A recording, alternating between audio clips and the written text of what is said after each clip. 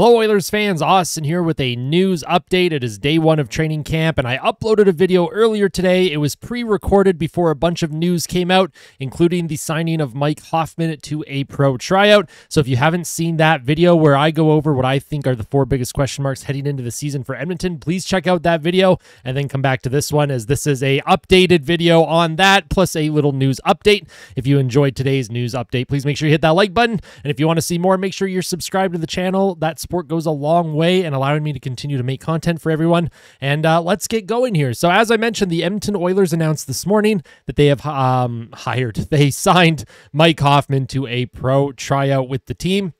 Hoffman, he's coming off of a season with San Jose. Not a great season. Mike Hoffman hasn't really been a prolific goal scorer since 2018, 2019-ish. Pretty much since pandemic, pretty much since he hit 30 years old. He's kind of fallen off a cliff in terms of his production. So this is just another veteran ad for Edmonton, maybe looking for some bottom 6 offense, bit of a spark. Not really sure if Hoffman is going to make the team. He might push a couple guys. Definitely he'll be pushing some of the younger players to hopefully try and get their way into the lineup. But we'll quickly discuss that. So, as I mentioned, Hoffman, he signs a pro tryout. He's 34 years old. Last year with San Jose, 66 games played. He had 10 goals, 13 assists, 23 points, and a -21 rating. Don't worry about the -21 rating. San Jose was really bad last year. There were very few players that were anywhere near a positive rating on that team. As I mentioned, he's regressed heavily since 2019, has not scored 20 goals since 2019. He had 36 goals in 18-19 with the Florida Panthers. And of course, we all know how well he scored with the Ottawa Senators before that.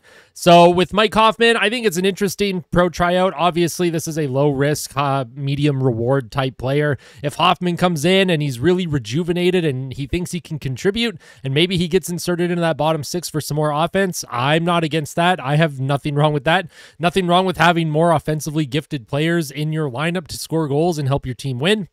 I just think with Hoffman's age, his lack of speed, and his lack of, for lack of a better term, his defensive acumen, he's not really, you're not relying on him to play defense, but he is not very good in his own zone.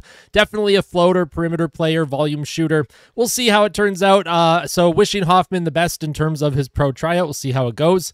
Moving on, we're going to talk about Evander Kane. He spoke to the media along with Stan Bowman this morning now that camp has opened.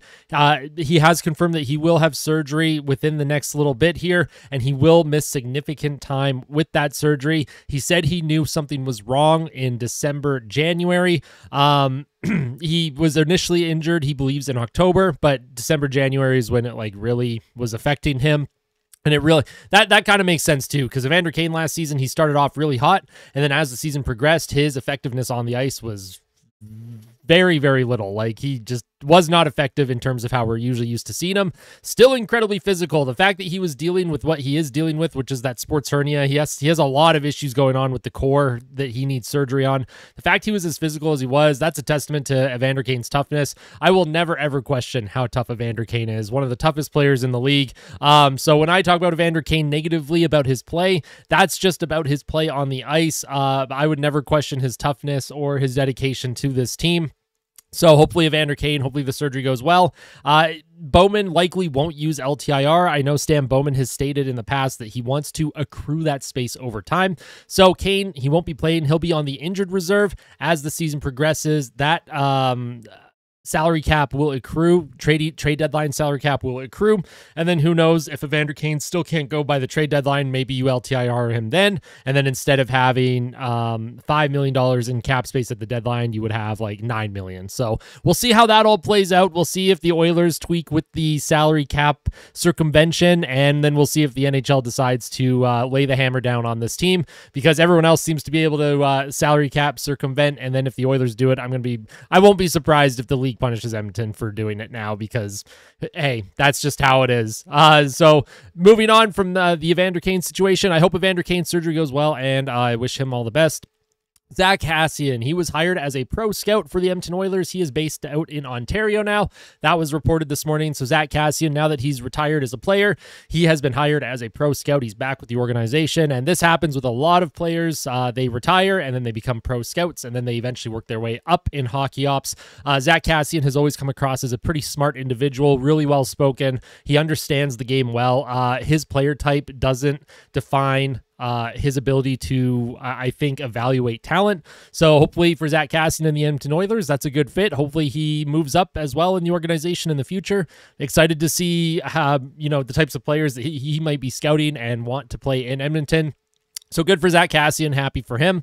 And then Darnell Nurse update. We all know he is not 100% right now. He will begin training camp in non-contact drills to start, and they're hoping that he's ready to be fully active in training camp at the end, where he can participate in not only full contact drills, but also maybe get into a preseason game before the season starts. But they're starting things off slow with Darnell Nurse. You want to make sure that you don't accidentally aggravate something, whatever's bothering him. You don't want to re-aggravate it here in training camp. So for Darnell Nurse, the Edmonton Oilers, he's such an important piece on that back end. They really need to make sure that he is good to go when the season starts in October. But that is pretty much it for me for my Oilers news update. What are your thoughts on all the news that has come out today? Let me know your thoughts in the comments section below. I love engaging with everyone. I'm very excited that training camp has opened up. I'm excited for preseason games to start this Sunday against the Winnipeg Jets. And yeah, that's it from me. We'll see you next time, Oil Country. Tell someone that you love them. Fight like a kid. Fight like Ben. We'll see you soon. Take care.